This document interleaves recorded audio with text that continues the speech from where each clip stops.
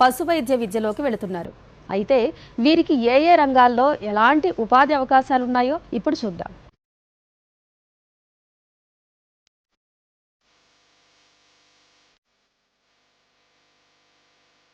పశు వైద్య రంగంలో పట్టభద్రులకు అపారమైన ఉపాధి అవకాశాలున్నాయి. దేశంలో తయారవుతున్న యువ పట్టభద్రుల కోసం ప్రపంచం ఎదురు చూస్తోంది. ముఖ్యంగా పశు వైద్య విద్యార్థులకు క్లినికల్ ప్రాక్టీస్, ప్రభుత్వ ఉద్యోగాలు, పరిశోధన, ఫార్మాస్యూటికల్ కంపెనీలు, వన్యప్రాణి సంరక్షణ మరియు అకాడమిక్ రంగాలలో అద్భుతమైన అవకాశాలున్నాయి. ఇంటర్న్షిప్లు, వ్యాక్సినేషన్ క్యాంపులు, స్టైఫండ్ ఆధారిత శిక్షణ ద్వారా విద్యార్థులు ఆచరణాత్మక నైపుణ్యాలను పెంపొందించుకోవచ్చు. పశు వైద్య విద్య లేదా వెటర్నరీ కోర్సు చదివిన విద్యార్థులు అలోపతి ద్వారానే ఆహార జంతువులు, పెంపుడు జంతువులు మరియు అడవి జంతువులు వంటి వాటికి వైద్య సేవలను అందిస్తారు. పశు వైద్య విద్యను అభ్యసించినటువంటి విద్యార్థులకున్న ఉద్యోగ అవకాశాలను గురించి కోరుట్ల పశు వైద్య కళాశాల associate dean doctor Dasari Srinivas గారి ద్వారా తెలుసుకుందాం. మన తెలంగాణ రాష్ట్రం ఏర్పడిన తర్వాత తెలంగాణ రాష్ట్ర ప్రభుత్వం హైదరాబాద్లోని రాజేంద్ర నగర్లో ప్రధాన కేంద్రంగా శ్రీ పివి నరసింహారావు తెలంగాణ రాష్ట్ర పశువైద్య విశ్వవిద్యాలయం ఏర్పాటు చేసింది.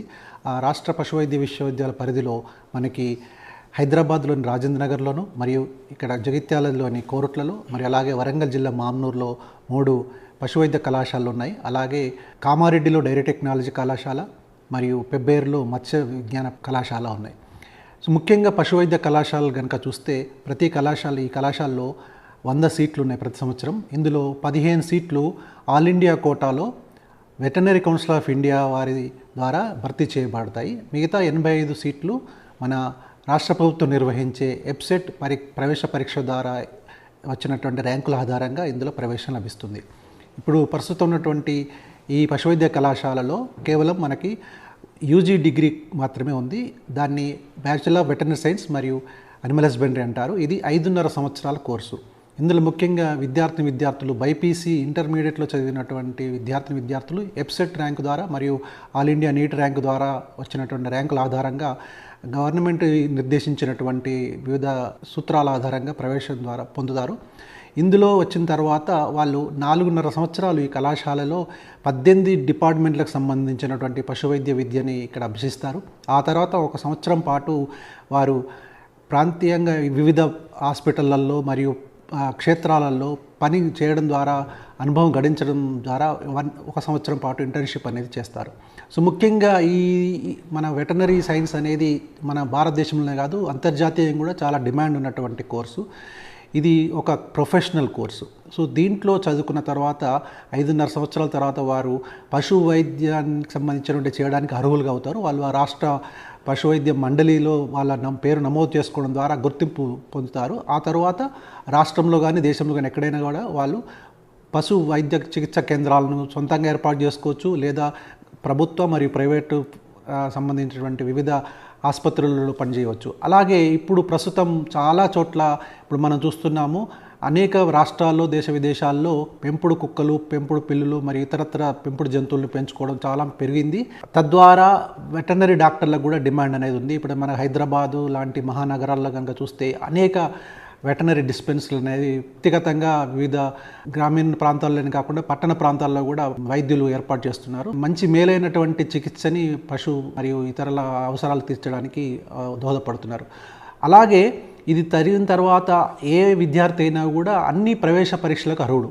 యూపీఎస్సీ రాష్ట్ర ప్రభుత్వ కమిషన్ ద్వారా ఏర్పాటు చేసే అన్ని పరీక్షలకు కూడా వీళ్ళు అర్హులు. అనేక మంది ఆ ప్రవేశ పరీక్షల్లో మరియు పోటీ పరీక్షల్లో పాల్గొని వివిధ ఉద్యోగాలు పొందడం కూడా జరుగుతుంది. ముఖ్యంగా కోరుట్ల లాంటి ప్రాంతంలో మా కళాశాల అనేది అన్ని వసతులు పూర్తిగా ఏర్పాటు చేయబడి ఒక నమూనా, మన భారతదేశంలోనే ఒక నమూనా లాంటి భవన వసతుల్ని మరియు ఇతర సదుపాయాలన్నింటినీ ఏర్పాటు చేసుకుని జరిగింది. ఇక్కడ ఉన్నటువంటి విద్యార్థులు ఎటువంటి ఒత్తిడి లేకుండా, అలాగే ఇతరత్ర ఎటువంటి పనులు లేకుండా కేవలం విద్యపైన దృష్టి కేంద్రీకరించడం ద్వారా మంచి విద్యను పొందడంతో పాటు డిగ్రీ తర్వాత పీజీ ప్రవేశ పరీక్షల్లో కూడా మంచి ర్యాంకులు సాధించడం మన కళాశాల నుంచి జరుగుతుంది. అలాగే ఈ మధ్య కాలంలో మన కళాశాల నుంచి యూపీఎస్సీ పరీక్ష ద్వారా అత్యున్నత స్థాయి అయినటువంటి ఐఏఎస్ను సాధించడం కూడా జరిగింది. అలాగే అనేక మంది ప్రభుత్వ ప్రైవేటు సంస్థలలో ఉద్యోగాలు సాధించారు.